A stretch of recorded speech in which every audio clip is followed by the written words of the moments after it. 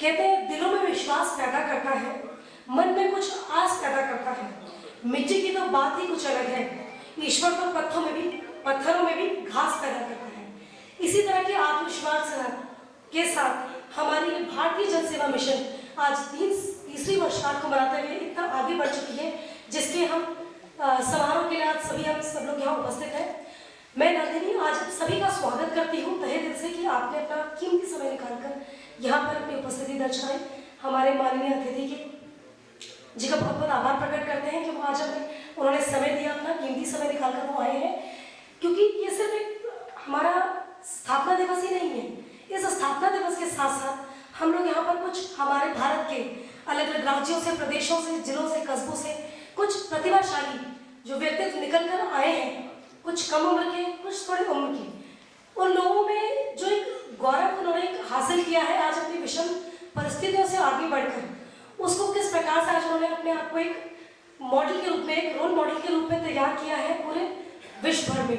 आज हम सभी उन सबको सम्मानित भी करेंगे।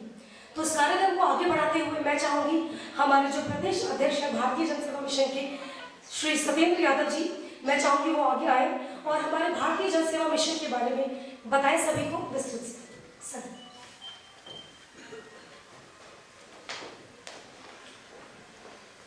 सर्वप्रथम इस मंच पर उपस्थित मंचासीन मुख्य अतिथि जी एवं हमारे बीच में समय निकालकर आए हुए तमाम किसी न किसी क्षेत्र में ख्याति प्राप्त हस्तियां, कोई खेल के क्षेत्र में हैं, कोई स्वास्थ्य के क्षेत्र में हैं, कोई शिक्षा के क्षेत्र में हैं, आप सभी लोगों का भारतीय जन सेवा मिशन सामाजिक संगठन की ओर से हार्दिक स्वागत है, अभिनंदन है। भारतीय जन सेवा मिशन सामाजिक संगठन का यह तीसरा स्थापना दिवस है। इस तीसरे स्थापना दिवस में भी हम लोग सिर्फ उन्हीं लोगों को बुलाए हैं जिन्हें सम्मानित करना है, और हमारा मकसद भी नहीं है भीड़ इकट्ठा करना। हम सोचते हैं हमारे साथ उतना ही लोग रहें जो क्रांतिकारी हों, जो समाज सेवा में आस्था रखते हों, जो एक्टिव हों। तमाम लोग हैं जो भीड़ इकट्ठा करने में महारत हासिल कर लेते हैं, लेकिन उनकी सफलता कहीं नहीं मिल पाती है। भारतीय जन सेवा मिशन सामाजिक संगठन का मुख्य लक्ष्य है संघर्ष और जन सेवा। दोस्तों, लक्ष्य की प्राप्ति उसी को होती है जो व्यक्ति अपने लक्ष्य को टारगेट करता है।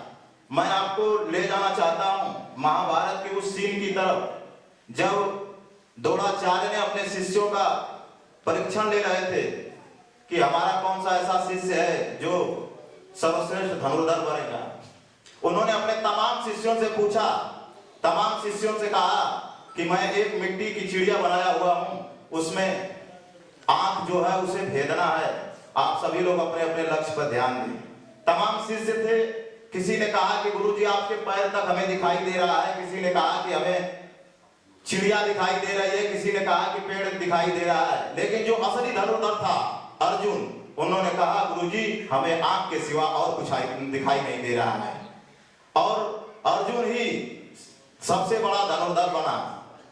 भारतीय जन सेवा मिशन सामाजिक संगठन का जो लक्ष्य है, उस लक्ष्य से लगातार भारतीय जन सेवा मिशन सामाजिक संगठन आगे बढ़ रहा है। मैं उत्तर प्रदेश का प्रदेश अध्यक्ष हूं, और मैं जहां तक जानता हूं हमारे संगठन के लगभग 60 जिला में जिला अध्यक्ष घोषित हो चुके हैं, और वे लोग ऐसे लोग हैं जो लगातार काम करने वाले हैं। तमाम लोग हैं जो जाति के नाम से, धर्म के नाम से संगठन चलाते हैं। धर्म का नाम सभी ले लेंगे, धर्म की बातें सभी करेंगे, लेकिन धर्म पर चलना कोई नहीं चाहता। अरे धर्म की बात तो दुर्योधन भी करता था, धर्म का बात तो धृतराष्ट्र भी करता था, लेकिन धर्म पर चलता कौन था? धर्म पर चलने वाले जो थे वो पांडव थे, और पांडव ने धर्म के मार्ग पर चलकर अपने लक्ष्य को हासिल किया था। धर्म की बात करने में और धर्म के मार्ग पर चलने में बहुत अंतर है। मुझे याद है वह दिन जब भारतीय जन सेवा मिशन सामाजिक संगठन का निर्माण हुआ था। राम विश्वकर्मा जी थे, हम तो जाति धर्म की बात नहीं करते हैं, क्योंकि हम लोग समाज सेवी हैं और समाज सेवा कभी ये नहीं सिखाती कि जाति धर्म की बात करके आप आगे बढ़ें। हमें याद है कि राम विश्वकर्मा जी के मकान को कुछ दबंगों ने जबरदस्ती कब्जा कर लिया। उनके टीन कराकट पड़े थे, तोड़ के फेंक दिया। कई लोगों से सहयोग मांगा। आजकल तो जाति धर्म के नाम पे तमाम संगठन चलाए जा रहे हैं। कोई बुद्ध के नाम पर संगठन बना लिया, कोई श्री राम के नाम पर संगठन बना लिया, कोई राजपूत संगठन चला रहा है, तो कोई यादव संगठन चला रहा है। संगठन तो तमाम है, लेकिन वो संगठन मायने रखता है जो वास्तव में जन सेवा करता है। हमें याद है वह दिन कि उनके टीन को कराकट को लोगों ने उठाकर फेंक दिया। उनके बीबी बच्चे ओस के किनारे नीचे जमीन पर सोने लगे। उसने फोन किया, कहा भाई साहब ऐसी ऐसी समस्या है और मैं 2-3 दिन से थाने दौड़ रहा हूं, न तो यहाँ का एसएचओ सुन रहा है, न तो सीओ सुन रहा है, कोई सुन ही नहीं रहा है, अब क्या किया जाए।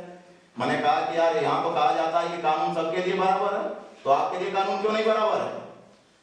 फिर मैंने कहा कि रुको मैं बात करता हूँ। मैंने राष्ट्रीय अध्यक्ष भारतीय जन सेवा मिशन के इंजीनियर लक्ष्मीचंद यादव जी को फोन किया और फोन करते ही इन्होंने वहां से दबंगों को खाली करवाया। फिर वहां पर उन लोगों को स्थापित करा के 2 पुलिस वालों को 2 महीना तक वहां ड्यूटी लगाई गई ताकि दबंग इन्हें सता न पाए। मेरे दोस्तों, आसान है ये कहना कि कानून सबके लिए है।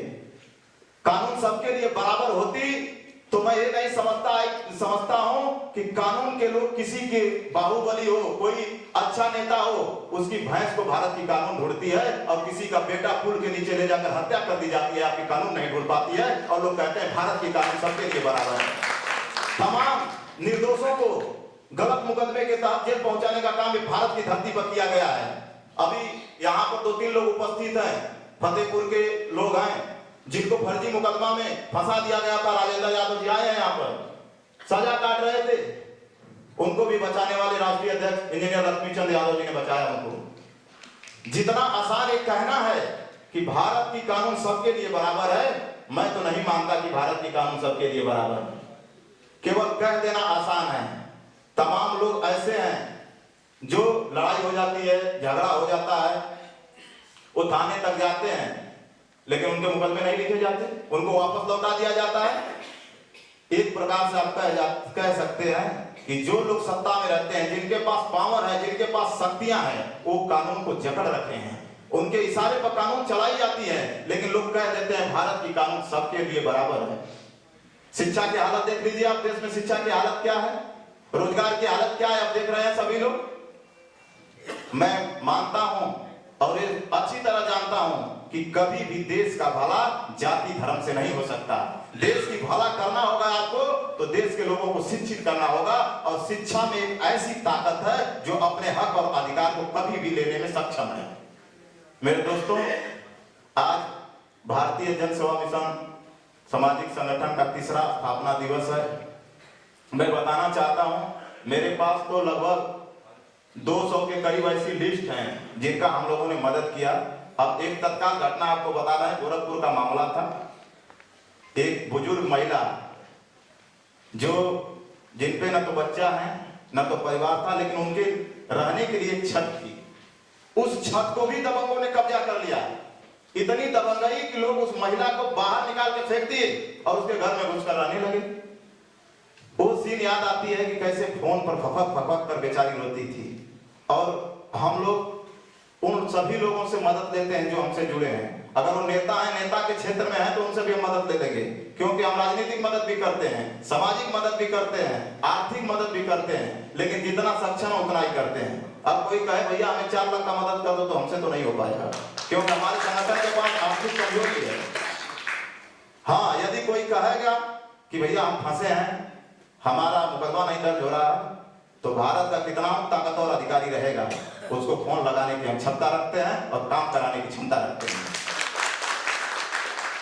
मेरे दोस्तों,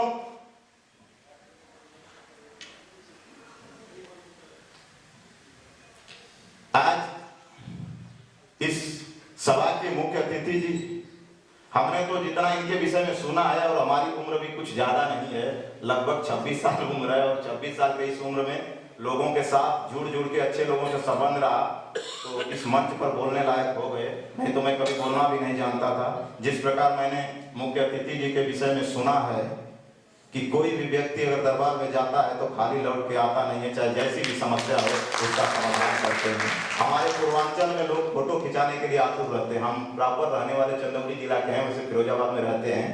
लोग कहते हैं कि तुम फिरोजाबाद में रहते हो, डीपी यादव को जानते हो?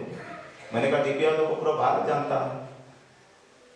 और देखिए वक्त का तगाजा होता है, कभी नाव पानी में होती है, कभी पानी नाव के ऊपर होता है, कभी नाव पानी के ऊपर होती है। जितना हम इनके विषय में सुने और जितना भी तारीफ करें वो हमारे संगठन के लिए और हम लोगों के लिए कम है, क्योंकि जनसेवी की तारीफ और जनसेवी की सफलता कभी की नहीं जा सकती। जनसेवी जितना भी सेवा करें, जितना भी ताकत लगा दें, कहीं ना कहीं वो अधूरा ही रहते हैं। जब हमें पता लगा कि मुख्य अतिथि हमारे श्री माननीय डीपी यादव जी हैं, तो हम आपको बताते चले कि हम और हमारे लोग उत्तर प्रदेश के जो हमारे जिला अध्यक्ष हैं सामाजिक संगठन के, तमाम लोग मिलने के लिए इतना ललायित थे, कह रहे थे कि भैया ये फोटो की ओर करा देना। तो जितनी भी तारीफ की जाए वो कम है। और जिस प्रकार से मुख्य अतिथि जी इस बार भारतीय जन सेवा मिशन सामाजिक संगठन के सहयोग किए और यहाँ पर आए हैं, उनका हम संगठन की तरफ से धन्यवाद करते हैं और सदैव इनका हम ऋणी रहेंगे। जब भी जरूरत पड़ेगी हमारे लोगों की, हमारे संगठन के लोगों की, हम सब तैयार रहेंगे और साथ चलने की कोशिश करेंगे। मेरे दोस्तों, ज्यादा तो नहीं, समय को ध्यान में रखते हुए सिर्फ इतना कहूंगा कि आप लोग जिस क्षेत्र में हैं उस क्षेत्र से केवल मदद कीजिए, सेवा कीजिए। यदि आप जैसे डॉक्टर साहब बैठे हैं, कटी गर्दन को जोड़ दिए और लोग जीवित हो जाते हैं। तमाम यहाँ पर पहलवान भी बैठे हैं, पत्रकार बंधु भी हैं और शिक्षा के क्षेत्र में कामयाबी पाने वाले भी लोग हैं। हम सभी लोगों से कहना चाहते हैं कि आप लोग जहां भी हैं सिर्फ लक्ष्य पे ध्यान दीजिए। अगर आपका ध्यान लक्ष्य पे रहा तो सफलता अवश्य मिलेगी। सफलता लेने के लिए निरंतर संघर्ष करना पड़ता है और जो व्यक्ति संघर्ष करता है उसे सफलता अवश्य मिलती है। आप देख लीजिए भारतीय जन सेवा मिशन सामाजिक संगठन के राष्ट्रीय अध्यक्ष जी को, मुझे कभी नहीं लगता कि 12 बजे अगर इन्हें फोन करो तब भी उठा लेते हैं, 3 बजे फोन करो तब भी उठा लेते हैं, 2 बजे फोन करो तब भी उठा लेते हैं। ये हमेशा जन सेवा के लिए तत्पर रहते हैं और प्रत्येक व्यक्ति को तत्पर होना चाहिए। यदि आप डॉक्टर हैं तो आपसे भी हमारी जरूरत पड़ेगी, आप समाज सेवी हैं तब भी आपसे हमारी जरूरत पड़ेगी, आप मास्टर हैं तब भी हमारी जरूरत पड़ेगी। हम लोग तो समाज सेवी हैं और समाज सेवी खाली होता है, इनके हाथ में खोने के लिए कुछ होता ही नहीं है। तो इसलिए मैं आप सभी लोगों से निवेदन करूंगा कि आप लोग जैसे हो संगठन की मदद करें और अपने वाणी को विराम देते हुए मैं बस इतना ही कहूंगा और यहाँ पर उपस्थित आप सभी लोगों का उत्तर प्रदेश भारतीय जन सेवा मिशन सामाजिक संगठन की ओर से स्वागत करता हूँ, अभिनंदन करता हूँ। जय हिंद, जय भारत।